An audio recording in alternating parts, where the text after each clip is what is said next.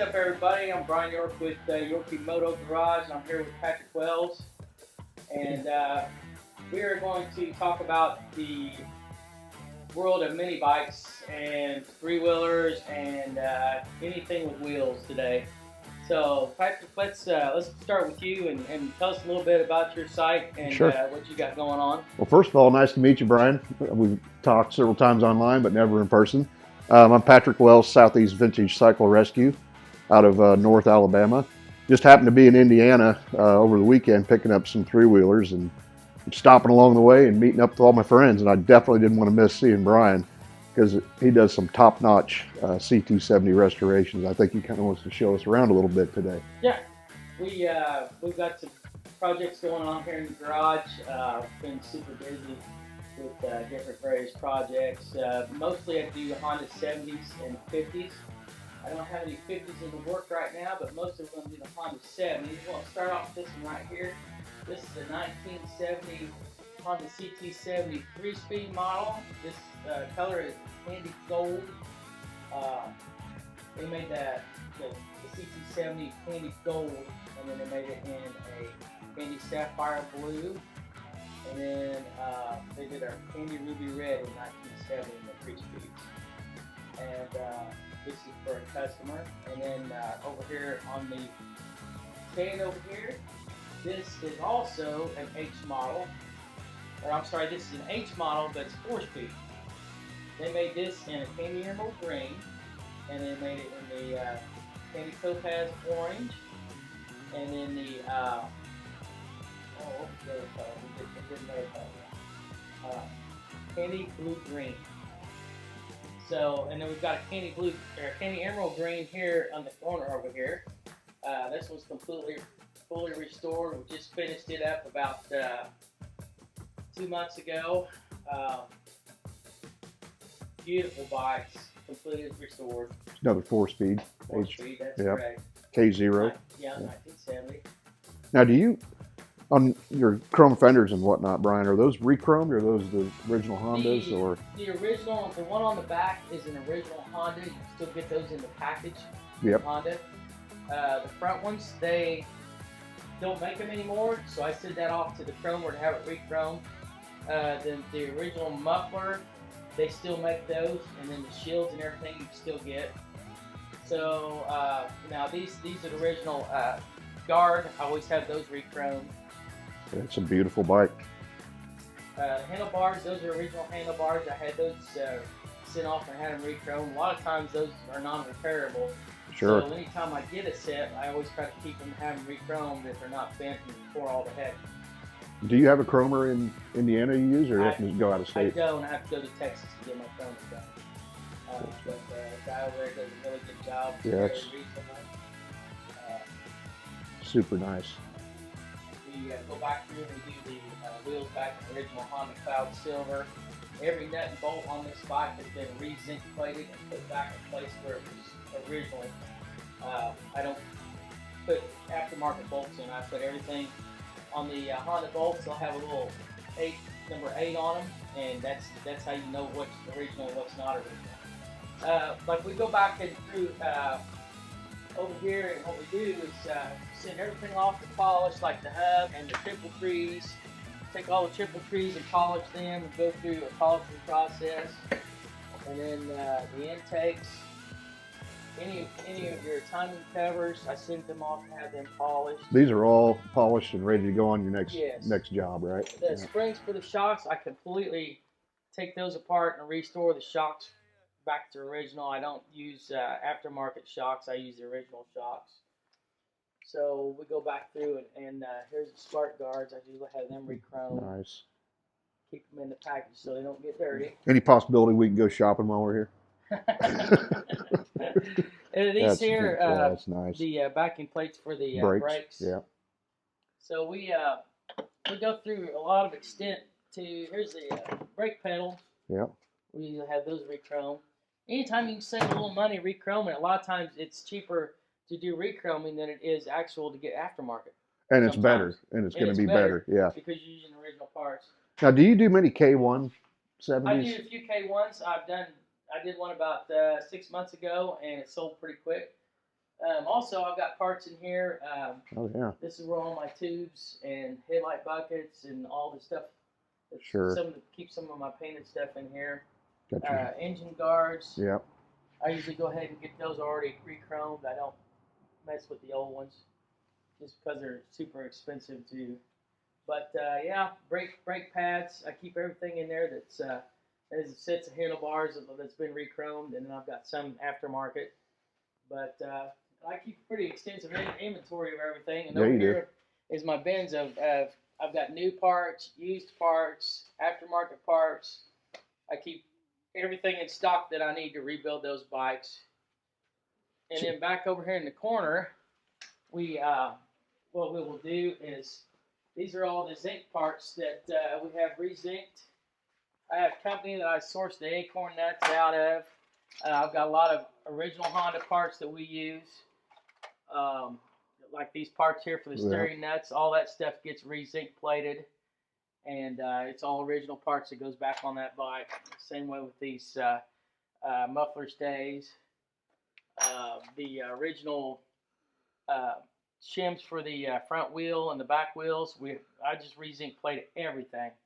And I go through a process. I have a process over here. What I do is when we start off with these parts, they're going to be going to the sandblaster, and then everything, like these parts right here, everything gets all re-blasted and then zinc plated. So you pre-blast them before you send them off to your plater. Pre-blast everything. Here's everything's kind of pre-blasted before we send it off. I'll fill up this box and then send it to Save On Plating and have everything plated. That whole box completely full cost me about $250. Oh yeah, you can't beat plus that. shipping there and back, so it's around 300, a little over. Yeah. But there's a lot of parts in there, and those parts will last me quite a while to rebuild bikes. Let me take a quick glance in there. You doing everything, even the washers? And Yeah, we do everything. Send it all off. I send off all my my kickstands and everything. This box over here is all the stuff that I send off to Chrome. Mm-hmm. So there's a process. I have everything taken apart, and I separate everything and put it where it goes. And then when I get everything filled up, I ship it off and have it all done, and then get it sent back to me. So from the looks of things, if you do a restoration project, you must have everything here already. Do you have to order parts typically, or do you usually have everything? Yeah, I have to order parts quite a bit. Really? It looks like you've got everything I could almost think of. When you build 2 and 3 bikes at a time, you go through a lot of parts quick. Sure. So, and then also I have a wet blaster in the corner over there. The wet blaster will actually take water and sand and mix together, and it then blasts with the air, and it'll clean carburetors, anything that's aluminum. It'll clean it and make it look like new again, especially carburetors, anything that's aluminum. Any of your aluminum parts, like yeah. Cylinder heads. So yeah, that's pretty much the gist of the whole. It's not really an elaborate setup, but no, I mean you've got everything you need, and it's right where it needs to be. I like it. I try to keep everything organized and try to keep things the way I need to make it more efficient. What about this little red guy over here? That one is an all original. It's an 93. Completely all original. I've got all original documentation to it. Title and everything's got 68 miles on it. 68 miles. A lot of people don't know these newer ones have plastic fender. No, they're not. The front's plastic, right? The front is plastic. Yeah, the back's metal. Is metal. These bikes have the CDI ignition. They don't have. All the other bikes prior to that have the points ignition. Yep. But this one here has the CDI ignition. Has a better suspension. To me, that's the best riding CT70 I've ever made. I saw your video on that when you first got this. And I just love the way they ride. They have a quicker throttle response. If I'm going to take a bike Mike's planning on having Mini Bike Mike's planning on having a ride at the end of the year, and I haven't decided if I want to ride this or ride my 125 Monkey. I haven't decided what. I didn't know you had a monkey. I've got 3 of them. Oh, you got monkeys. I've got a red one, a yellow one, and a blue one. But and we ride them. We don't look at them. We ride them. Those are the bikes. These bikes are, to look at. You know, they're buying Sure, bikes yeah. to ride a little bit. But if You you wanna take it get out out- and scratch it, you're gonna, you know, Yeah. cry for a week. Yeah. But my monkeys, I ride them. That's what we have bought those for. So, Very cool. so do you want to maybe throw a few parts on this frame? Sure, why Just not? for fun? Why not? Hopefully I don't scratch your paint, but Nah, you'd be all right. You know what you're doing. You've done Yeah. several of these. So and like I said in one of my videos, this candy topaz orange is really becoming my favorite Honda color. It's a favorite for a lot of people. Yeah. And the H models, the orange and the green and the candy blue, they sell like that. Yeah. It's amazing. All right, well I see you got my favorite thing over here, gloves, because I don't like getting my hands dirty no more than you do. Let's put some gloves on and let's throw a swing arm on. That'd be really easy to start off with. All right. This way you don't get any dirt or contaminants in the paint on the paint. Sure. This paint's been curing for about 2 weeks, so I'm sure it's fine. Now this is your paint. Does that have a clear on it? It does. And then you put your decals on after the clear, right? You're not. Oh yeah. Yep. Yeah, I don't. There's people that do that, and I don't think it looks like it doesn't look right on the they 70s. don't look right. And Yeah. the thing it is, it's underneath clear coat, and any time that clear coat sets up, it's a possibility that it could get defects in it because of the decal. And Sure. if somebody's spraying it, it gets dirt on the decal, and then when they do it, It's then, over. Yeah, and then the paint is just ruined. To me, I would just soon do the decal on it. I put some soapy water on it when I do it. You can Yep. move around, get it in place, do your measuring, and you can get it exactly where it needs to go. Sure thing. All right, so what we'll do here is, now if you look on the diagram, you've got one washer. This it goes on this side. That's Yeah. right. And then your washer and your nut. So what we'll do here Tell you what, is, you run the swing arm, I'll run the bolt. okay. That way I'm not holding the There you painted go. part. There we go. All right. Tell me when we get lined up here. A little bit more and down a bit. Just a bit more. There. Come straight forward with it like this. Okay. Yep, just a bit more. And down. Oh.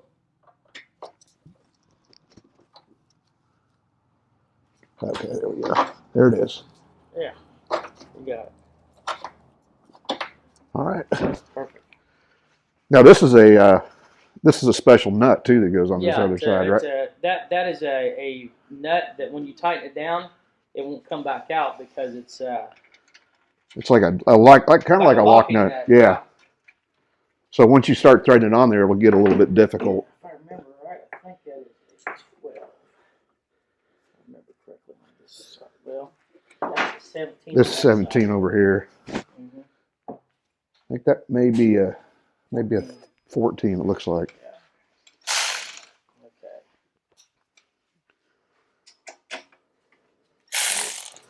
Other way.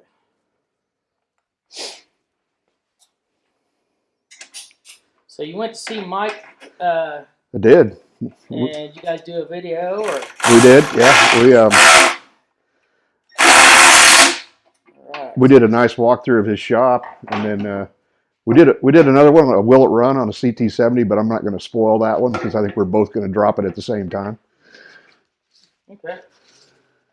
Sleep seat flash there. I got some. I didn't know it, but I just stuck that up there. I didn't even bolt it down. So I'm going to guess that you probably have the lengths of these and sizes of these bolts all memorized by location, don't you? Yep. Yeah. So there's an M6 by. Yep. Mm-hmm. Yep. Yeah. These, depending on what you do, some of them have washers, some of them don't. These usually don't get the washer. 10 millimeter on that. There you go. Yeah, 10 millimeter. Get started. You can. I'll ratchet them down.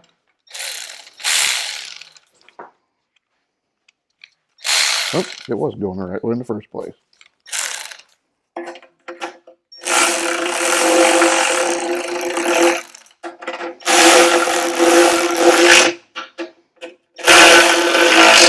They're just snug if you want to come back and torque them Yeah, down. I'll come back torque later. Now, what I've already done, and I probably didn't show this. This is how I do it. It's a lot easier. I'll take this and slide this back like this. Of course, I got the swing arm on there now, but that just locks in right there. Now, the thing about this with this stand is you can set this back, and we go ahead and put the two nuts on here. Now, go ahead and clean these holes out when you do this, so that when you put these nuts on, it'll actually get good contact in there, so your coil will get good contact. And I went ahead and put the coil in there ahead of time. But that's one of the first things you want to do, because once you put the motor in, I have really small hands. Yeah. Yeah. So I like how that's a good idea, swinging back like that. It makes it so much easier. yeah, I built this stand from scratch. You can buy stands. I've got a TB Trail Buddy stand that works really well too. But this one that I built, I like it really well. I like the roll around feature you got going on there. Yeah, the good thing about this, if I'm not working on this project, I can just kind of throw it in the corner, throw a cover on it, and then I can come back to it whenever I need to. Okay, so what I really like to do when I got help is actually do this fork. Yep. Now, what we've already done is I went ahead and taken these bearings, put the grease in it, and put it on the top race. There's 21 bearings on top and 21 bearings on the bottom. Okay, so what we're going to do, if you want to hold this up, I'm going to get some grease here. And, uh-oh, somebody's scanning my battery. I'm going to slip this over here for a sec. Yeah. So what we'll do here is we'll slap some of this grease in here. And what this does is when you do this, you'll actually, and you don't care too much about getting too much grease on here, because if you do, you can clean it off later once you get that under the top of it. But you got to get enough grease to go all the way around this ring here, so that when you put your bearings on there, it'll sit on there and it won't move. So yeah, think of that grease like glue, because these bearings are loose balls, and this will hold it on there. So take this rag here and get this off my finger so it won't stick to me. Okay. So I've already got 21 bearings counted out here, and we're just going to take them one or two at a time here and just kind of slap them on this race here. I don't know about you, but every time I order parts, I usually order 4 or 5 of those balls, just because they always seem to get lost. I tell you what I do is I reuse the old ones. I try to, but inevitably one will go rolling off when I take it apart. Yeah, it happens. It does. They are not, and I don't know why Honda did it this way. Probably to save money. Well, even the big bikes from this time period are the same way. Yeah, I don't understand that. You can buy these with the race on them. Yeah. But you know what? I like going old school. It's cheaper. And it worked. Yeah. All those years. I'm kind of cheap wad, so I can save money on something that simple like this. These bearings I think you can get for like $12 for the whole set. Yeah. But if you go get with the race, it's like $22. I mean, that's a big difference in price. Okay, so I've got all those on there, and hopefully they'll stay on there until we get it over to the... I'll walk it over there for you. You got everything you need to do that? Everything I need. All right. So we can slide it up in there real easy. Yep. We can get this dust cap in there.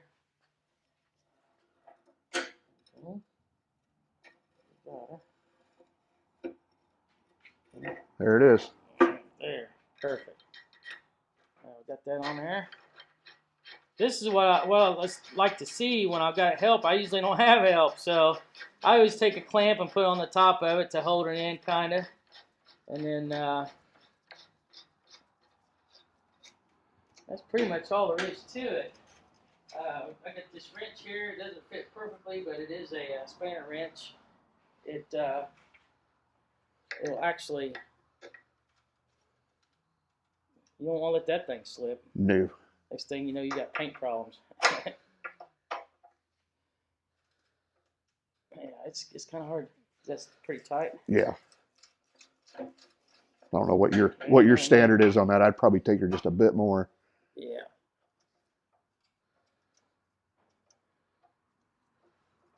Now, a lot of times, if you're afraid that you're going to do something, you can take a piece of tape and put right here, or you can take a rag.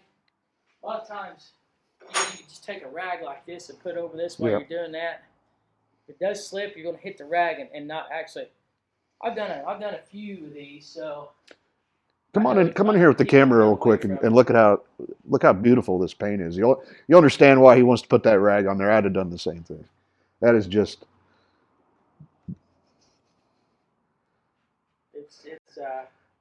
It's got a really good deep tone to it. Yeah. It's not real dark.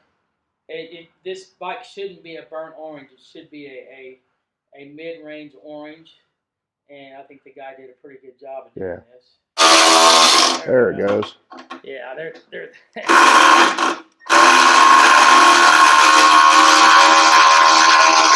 we go. All right.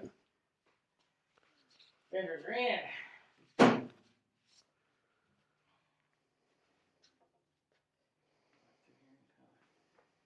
that's pretty with that fender on there. Looks like it's made for it.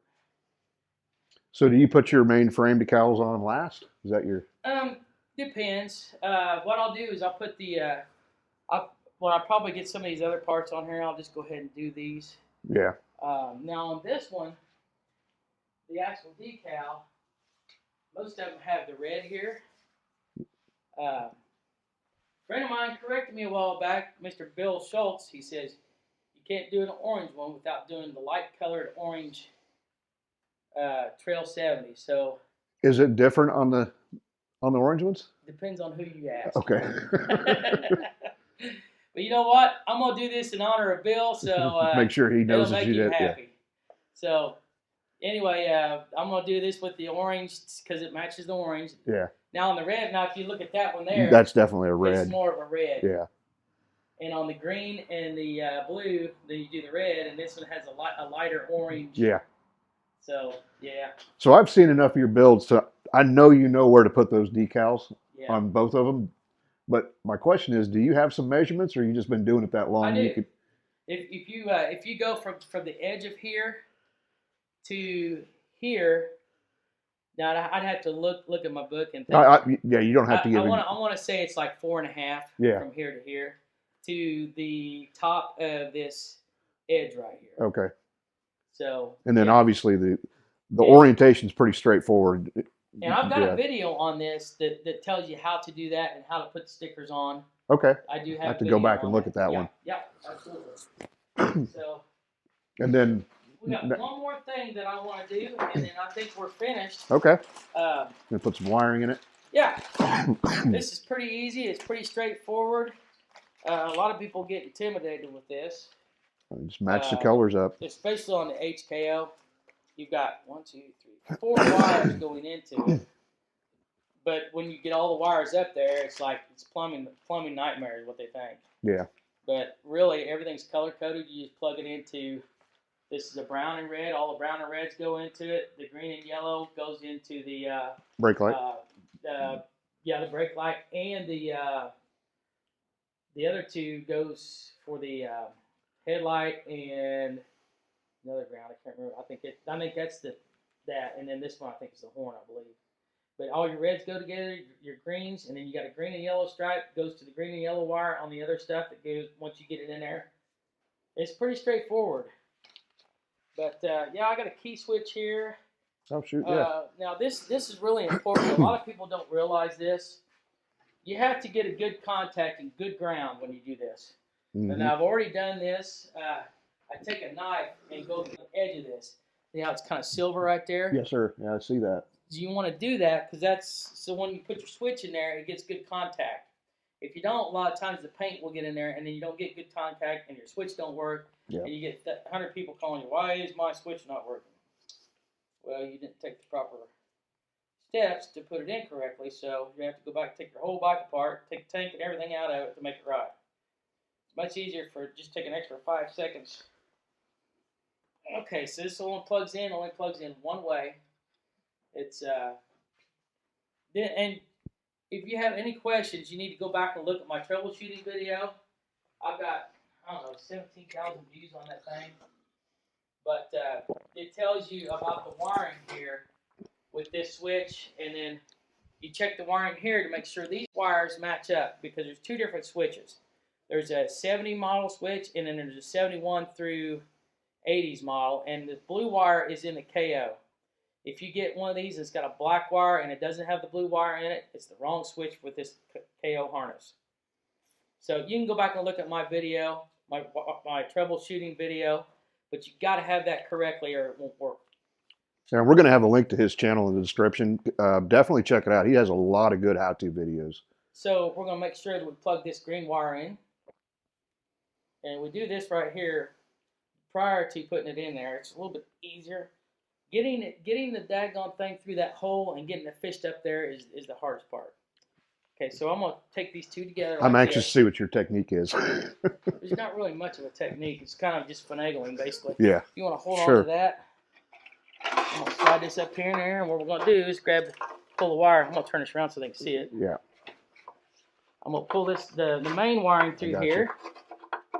Okay, so that's done. So I'm going to turn it back around so they can see this.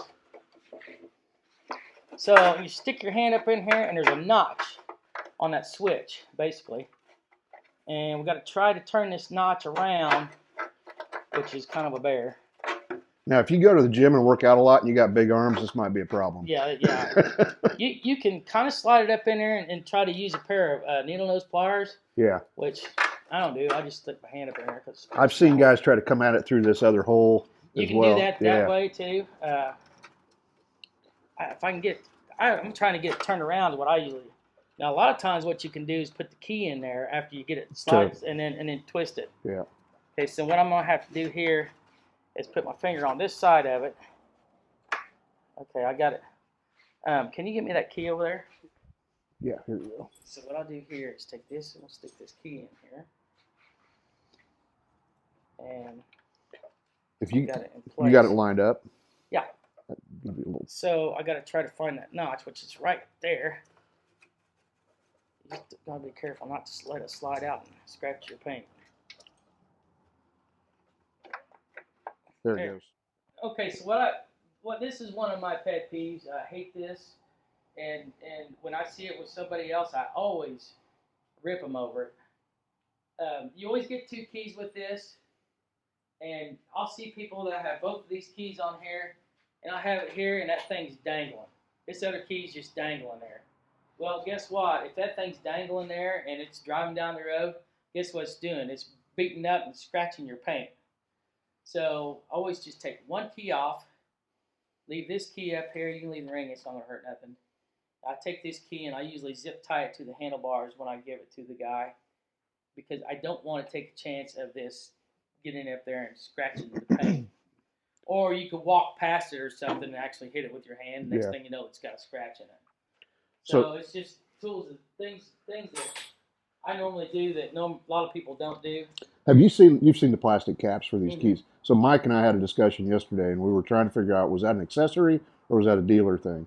It was both. Come out? It was both. You could the dealers would actually order 50 of them, and just slap them on there. Put them on there just because it would make it look a little bit. And then some dealers would actually charge people for them. Yeah. You know, $5 or whatever it is for the key cover, scratch-resistant key cover. You know, but you could get them at the dealer. But every dealer's different. You know, a lot of people want to nickel and dime you to death over the little accessories, and other people would give you stuff out for free. Oh no, what were these? Couple $300. Yeah, $325 is thanks to what I had on one of them when I got the receipt with the bike. But I would love to do shocks, but I don't have time to put them together. They're not. No, that's fine. Any of that. I appreciate your help on all this, and it's been good. I really enjoyed seeing your work in person. This is really the hardest part. It's nice to have a little bit of help when you don't have it. Yeah. So I appreciate that. Well, Brian, again, thanks for inviting us over. Yeah, no problem. Glad you could come out and see my process, and maybe sometime I'll be out your ways and check out your process. Yep. If you're ever in North Alabama, let me know. Yorkymoto Garage on YouTube. Again, I'll have a link down in the description. So please go check out his channel. You'll definitely get some good content over there. All right. Appreciate it, y'all. Thanks for tuning in, and Make sure you subscribe to my channel and his channel also, and we'll see you on the next video.